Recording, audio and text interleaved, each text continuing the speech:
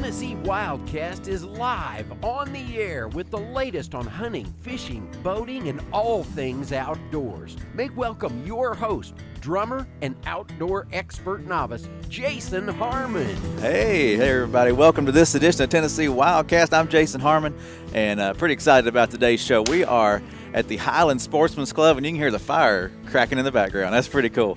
A great location. We're in Hickson, Tennessee, Highland Sportsman's Club, and we appreciate them having us here on this location. And I've got some great guests with me today. It's going to be an awesome show. Just to highlight, we got Mr. John Torchick. He's a hunter instructor for the Tennessee Wildlife Resources Agency, and he lives in the Region 3 area, works out of the Region 3 here. And Mr. Keith Watson, he's also an instructor, and he's a member of the Sportsman's Club here at in Hickson. So great to have them.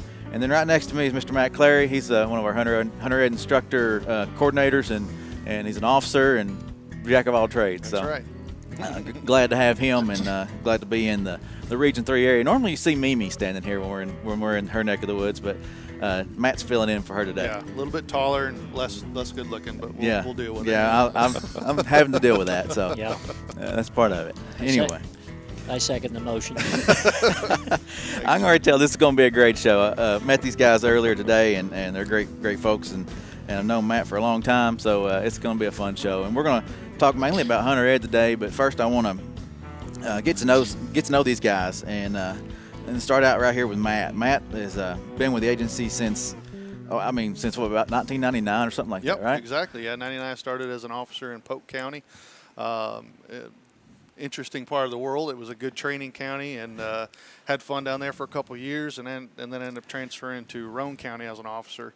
And I heard down the road that Don Crawford, who was the hunter ed coordinator at the time, was getting ready to transfer out to Nashville. So I was interested in the position, so put in for it and ended up getting it, and with just under 4 years of experience as an officer. So I've been in the hunter ed program ever since 2003. So I got a few years under my belt doing that, and also part of this job is the boating safety program, and then also a small part, but another important part of this position is also law enforcement training. So I get to help train our officers in the region as well as statewide. Gotcha. So how'd you get introduced in the outdoors? Did you grow up hunting and fishing, or? Yeah, pretty much. My father was my mentor essentially, but that's what we did. In the summertime, I was on my bike with my fishing rod going down to the local fishing place or fishing pond or creek or stream, and the weekends me and Dad were in the woods. So from then on, up into my teenage years, I was following him around. Mainly up in Michigan is where I grew up. Moved down to Tennessee and kept with it. Got in college and ended up getting into wildlife and just love it. So. Cool. So my next question was education. So did you go to college here in Tennessee? Yeah, Tennessee Tech up in Cookeville. Cool. Got my wildlife degree there, and got hired 6 months out of college, which was really lucky for that too. Yeah, those are valued positions and hard to get. That's a lucky move. Most guys usually have to wait a while to get in. So we had a big group, and had a lot of positions open. So we had a little more easier time to get in. But we did have we got into there and had a good time with that, and ended up, like I said, being in Polk County first position. Awesome. All right, well, let's move on over to John. John, he's a hunter ed instructor and been with the agency for a long time. He's kind of working with the agency for a long time, but he's kind of got this show spurred on and had an interest on coming on the show, and I appreciate you reaching out to us. And but John's been a certified instructor since 2000, right? 2000, yes. So tell us a bit about your background. How did you get introduced to the outdoors, and what brought you to Tennessee and to become a hunter ed instructor? Well, I was raised on a dairy farm south of Columbus, Ohio, and my father had one farm about 2 miles down the road, my uncle's farm, and we had a lot of rabbits, pheasants, and squirrels. So growing up there, off time during the hunting seasons, we were out in the fields or the woods. I got my first BB gun when I was 6, which makes it an antique now. Oh yeah. And I was 10, got my 410 shotgun, and boy, I was really kicking along there. And we would go, my dad and my uncles and cousins, we would all go get together and go hunting, and that's how I got started in it. We moved out of state, kind of got out of the habit of hunting, and got hooked up with the Cleveland Hunting Rifle and Pistol Club there in Cleveland and helped with a Hunter Ed class. And so I asked the fellows there, what do I need to do to get involved? And so they told me the procedure. You know, I had to go through the class itself, make an application for certification. In the year 2000, went to the certification class at Crossville, and here I am. And I'm proud to say that a couple years after that, my son was certified. So we're kind of a family tradition. Runs in the family. But yeah, well, it doesn't run; it kind of gallops. But it's been a lot of fun. My son has been very, very involved in it. His thing is the Chapter 5 in the manual of the firearms and ammunition. That's his thing. Yeah. So, and I've got some grandkids that are growing up, getting into the outdoors, shooting sports, things like that. That's great. I'm real busy and got a lot of responsibility, and it's been a lot of fun to watch them grow up and you know, see their interest in the outdoors. Right. Real quick, highlight some of the awards. You'd sent me a list, but like 2009, 2014, and some other recognitions in the Hunter Ed world. Well, it was like 2007. I actually looked at the plaque. I guess I misread it or something. I might not have had my glasses on. Yeah. 2007, I was honored to have the Hunter Education Instructor of the Year by TWRA for Region 3. I got the Grand Slam in 2014. Awesome. Yeah. I was highly honored. I was Region 3 Instructor of the Year. Instructor of the Year for the state of Tennessee, and was also honored by the Tennessee Wildlife Federation Instructor of the Year. That's awesome. That's awesome. We appreciate you doing. You know. Well, it's been a lot of fun. Yeah. It's been a lot of fun. I've got a class coming, an online class coming up February 16th. So we got everything lined up, ready to go. All right, awesome. I know Matt appreciates you as well. Heck yeah, that's what this whole program is run by. Is guys like guys like John and you know, Tennessee has some great volunteers. You know, and right. We really wouldn't have a good of a program if it wasn't for our guys. These are the real Tennessee volunteers. That's true. That's the truth. We wear camo, not orange. Yeah. All right. Well, let's move on down the line. Keith Watson. He's also a Hunter Ed instructor and a member of the Highland Sportsman's Club here. So tell us a little bit about your background. Good morning. I was listening to John's story, and I've got to kind of break aside and tell you a quick story. Sure. I don't know if I've ever told this story in the presence of a wildlife officer or not, but I was probably about 5 years old. I grew up on a beef farm, and Dad always carried a .22 rifle with him. We had a lot of rabid foxes and things like that back in those days. And we jumped a rabbit sometime in the summer, and it jumped up and ran and stopped behind a clump of grass. And he said, "Do you see it?" And I'm like, yeah. And he hands me the rifle. And first time I'd ever held this rifle, I guess. I was 5 or 6 years old. So I got this rifle, and I'm doing this, and I can't hold it because it's huge, you know, and all that. And I try kneeling down, and I try everything in the world. And Dad looks at me, and I remember this like it was yesterday. He said, "Do you still see it?" Yeah. I had no idea where that squirrel was or that rabbit was. Right. So I closed my eyes and pulled the trigger, and my dad goes, "I'll be doggone." And I killed that rabbit. Wow. This is the honest truth. So that was my first experience hunting, you could call that hunting. And I've been hooked ever since. You know, and just I love seeing the youth get out and see that first hunting experience and all that. So that's kind of what pulled me into it. Later in the years, I started school at Tennessee Tech with Matt, probably a little bit earlier than you. Probably. And I was a wildlife major, and somewhere after the first year or so, I switched to engineering. I just recently retired and wonder if I didn't make a mistake. Should I have stayed in it, you know? So I don't know. I always loved the outdoors. So 7 or 8 years ago, I became a Hunter Ed instructor. John was at the class where I was certified, so that's when I first met John. And the rest is kind of history. I'm a 4-H shotgun coach. We started a 4-H team here in Chattanooga a few years ago. I've kind of turned that over to some of the other guys now. I'm backed away from it. So I've enjoyed it. That's awesome. That's great. Tell us what about the history of this place while we got you talking here. The Highland Sportsman Club, it's an awesome area here, an awesome room. It's kind of hidden back in the woods a little bit outside of Chattanooga. Yeah, it's a shame that we can't pan around and show this. Well, we've got a few wide shots. We'll pan out and see so everybody can see. Well, this building was built back in the mid-20s, I think. There's something over the fireplace, 25, yeah. And the Boy Scouts owned it up until sometime in the 60s, and there was a group of guys that got together here in Chattanooga for various reasons. They call themselves the Highland Sportsman. And they bought this building and the surrounding land and renovated it, and it's been here ever since. It's a great venue. We got about 70 acres here. Highland Sportsman's got about 75 members, I think, at this point. And it's hard to get in, I hear. Well, there's a waiting list. Always a Yeah. waiting list, yeah. So I was fortunate to get in a few years ago. And we got quite a history with Hunter Ed instruction. I think some of the first instructors with the Hunter Ed program in Tennessee back in the 74-ish, 75 time frame were from here. They've got several that are in the Hunter Education Instructor Hall of Fame, like John.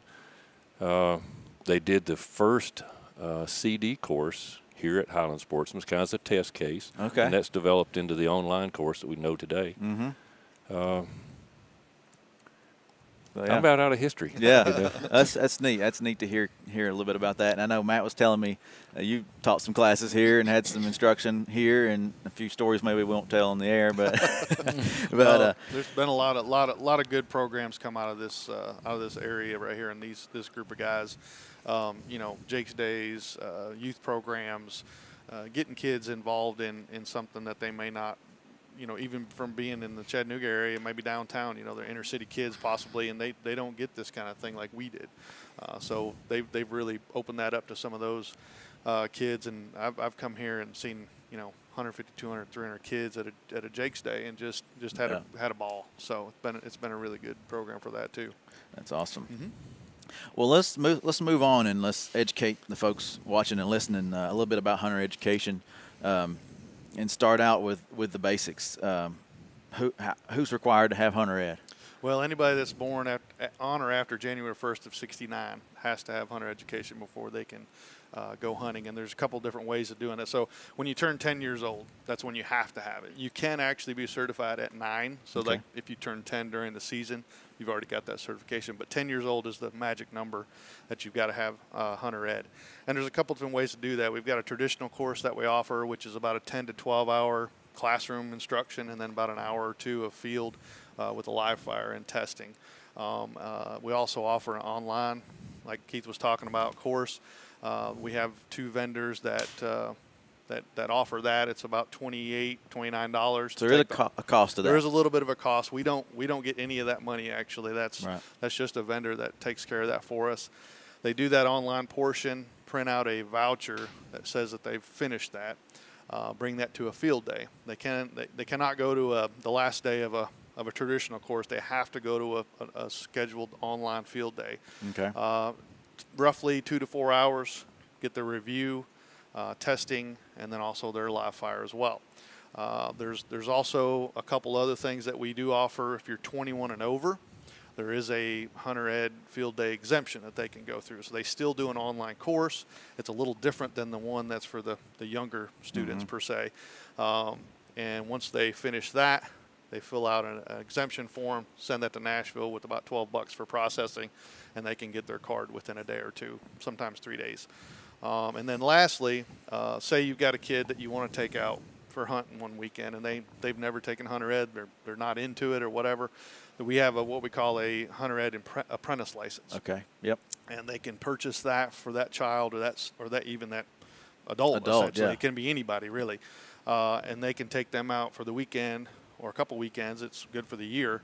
The only kicker is they need to be with somebody that's 21 or over, that's either Hunter Ed a graduate or they're exempt from the law, like if they're born before '69. So those are some of the ways that you can get Hunter Education. Of course, on our website, we've got all that information on tnwildlife.org, and there's also we have an event manager, and you click on it, it'll go and show you all the classes that are available in your area within I think 50-mile radius of your zip code or more, essentially. So just like Matt was mentioning, our website tnwildlife.org. Click on the homepage. There's a Hunter Ed block that'll take you to the page where you can get most of the information or all the information right there. Find a course and all that good stuff. All these questions you may have, some of this information that he's covered is right there on that page.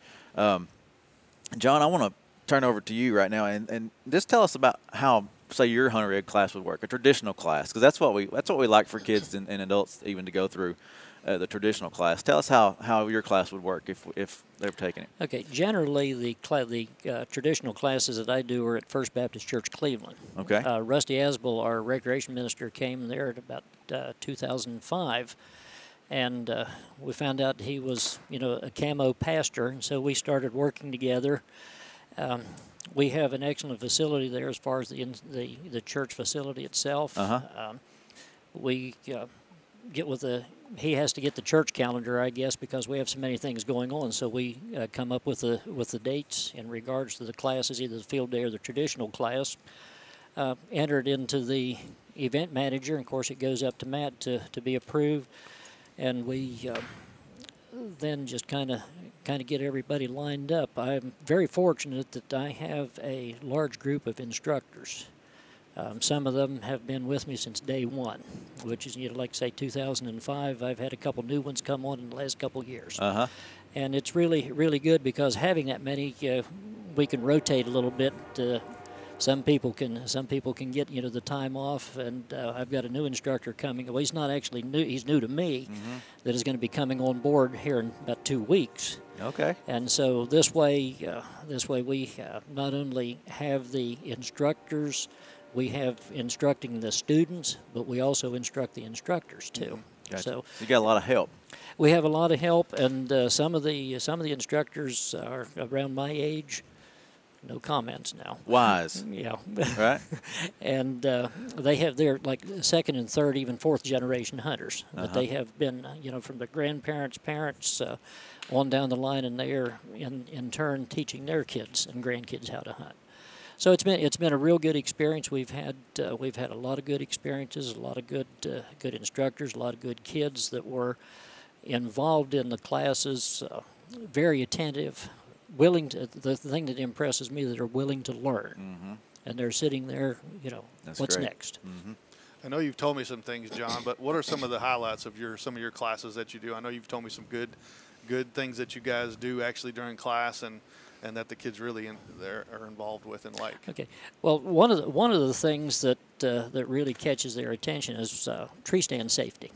Now, Rusty Asbel does tree stand a lot when his schedule permits, and he will get the volunteers, about 4 of the kids as volunteers to come up to the front, and he'll give them their tree stand harness, their fall restraint system, and then he'll give it to them and say, "Okay, get ready," and he'll turn the lights out. And the kids are all tangled up and everything, and he says this is to illustrate, of knowing what your equipment is like, having it, because you're going to be putting it on in the dark. So make sure that you know exactly how it is. We also have had situations of the live fire exercise. Matt has worked with us tremendously on this. We've had the, like the 22s at the gun club there in Cleveland. But we've moved to a new facility, and we have an area where we can use pellet guns, little metallic targets where the kids can hear the ting. We've had indoor classes of where we have soft air pellets. And again, I got to compliment Matt that I can call him up and say, "Hey, I need this, I need that," and he has been very helpful in getting us the supplies and equipment that we need. That's awesome. Well, we appreciate everything you do and helping educate those kids and even some of the adults that may come through your classes. Well, it's been an education for me too. Always learning.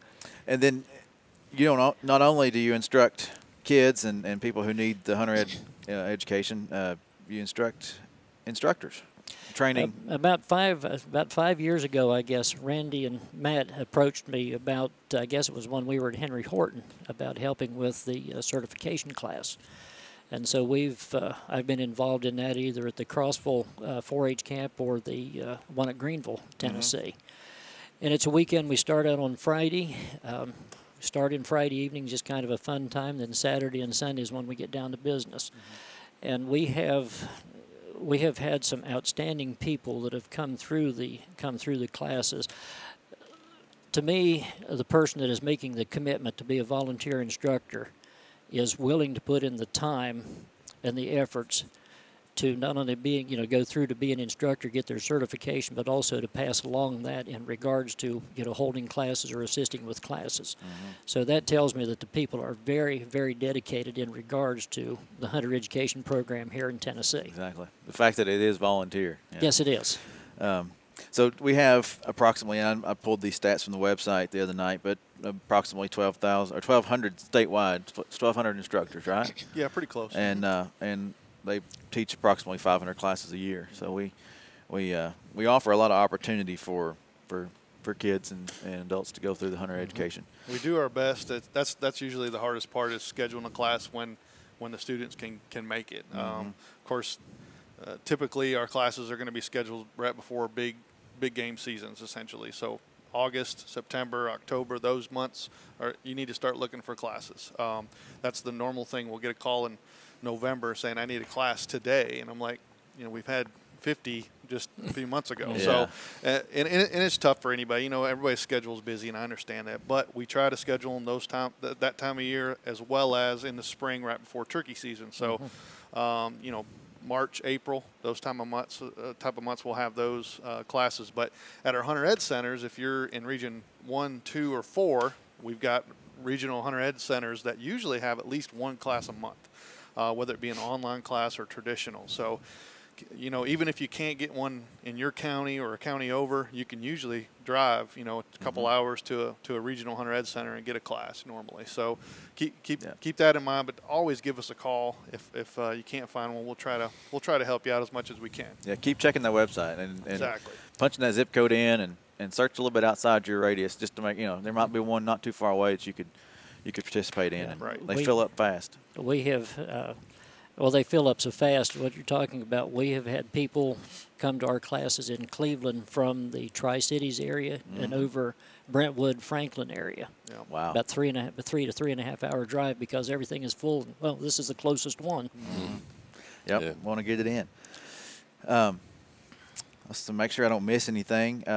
One thing I hadn't jotted down here, and it kind of jumps back, but when you complete the class, you get a Hunter Ed card, and a lot of times people lose those or they get torn up or something. How does somebody get a replacement Hunter Education card? Yeah, that's pretty normal right before season starts as well. If you've already had the class, little Johnny has dropped it on the way back home or whatever. So the easiest thing to do would be to give us a call. Make sure that your information is in the system. I say the system is our online system that we use for licensing. Once we make sure that's in there, you can pretty much go to any online, get online and buy it, or go to any place that sells hunting and fishing licensing and get you a reprint of that. I think it's $7. You're right, because I wrote that down. Yeah. $7. It's a Type 500. So Walmart or any of those, like you said, license. Where they sell licenses. That we have. Yeah. They'll print you out one, and then you'll get a hard card in the mail eventually. But that should cover you, or will cover you until you get that card in the mail. And when we mentioned the website, it's tnwildlife.org, and you can click to get there. If you want to go directly to our license selling site, it's gooutdoorstennessee.com. So that's the closest, easiest way to get there. One other thought before we wrap everything up was Trapper Ed and Bow Hunter Ed. I'm sure some of that happens here throughout the year at the Highland Sportsman's Club, but how does those programs work? Are those taught by the same instructors? Pretty much. We use volunteers again. We also have some agency employees that are involved in trapping or more into bow hunting. Of course, those aren't required certifications, but they are somewhat of a teaching type class. You'll learn a little bit more about archery, but you'll still learn about archery and trapping in Hunter Ed, but not as much as you will in those classes. There are some states, though, that do require bow hunter ed to be able to hunt there if you're going to go archery hunting. So that's the main reason we have those programs. But Trapper Ed is actually, in the last, I'd say 5 or 6 years, has become more popular, and we've been giving quite a bit of classes and giving the students something more to work on and something new to try, essentially. Yeah. Awesome. Well, I want John to read a story. He's got a story he wants to read and fill us in on, and kind of a testimony that he's run across and with his experiences in Hunter Ed. Anything else you want to add, Keith, before we get toward the end here and close out? We appreciate you letting us use this place. Well, I appreciate you coming, and glad to be a part of it. Yeah. All right, John, I want you to read that story and okay. This was an experience with Rusty Asbel. What I'm going to be reading was part of an article that I'd written for the Ray Review. Okay. Back in December 4th. It says Rusty Asbel was in our local Walmart when a lady approached him and asked if he was the camouflage pastor at First Baptist Church. Rusty replied that he was. She said, "You saved my son's life." The woman went on to explain that her son, his father, and grandfather were sneaking along behind a pond dam stalking ducks. A duck jumped up, and the adults told her son to shoot, but he didn't pull the trigger, and the duck flew away. She said her son's father and grandfather were quite upset until her son finally explained that he had mud jammed into the barrel of his shotgun. In his Hunter Education class, the boy had learned that firing a gun with an obstructed barrel can cause the firearm to literally explode in your hands. If he had shot, the consequences could have been serious or even fatal to the boy and the others. She told Rusty that the class and his emphasis on safety may well have saved the boy's life. It turned out that the boy that had taken the class that I had conducted, he'd listened and learned. That's what it's all about. Yeah, that's what my son. I sent this article to my son, and his answer was, "That's why we do it." Yep. That's right. Hunter education, of course, is a requirement that we, a lot of people say we have to have before we can hunt. But the main reason we do that is to bring up safe and responsible hunters for years to come, and hopefully will pass on to their children or grandchildren or friends. Yeah. So. Yeah. Well, I appreciate you guys for what you do for the Hunter Education Program, and we couldn't do it without the real Tennessee volunteers of the state. So it's amazing what y'all do and the time and sacrifice that y'all give us. So anything else we want to add on Hunter Education before we move on? We're about to wrap it up here. I think we've wore it out pretty much. Yeah, tnwildlife.org, and that's a great place to find the class and stay connected with us.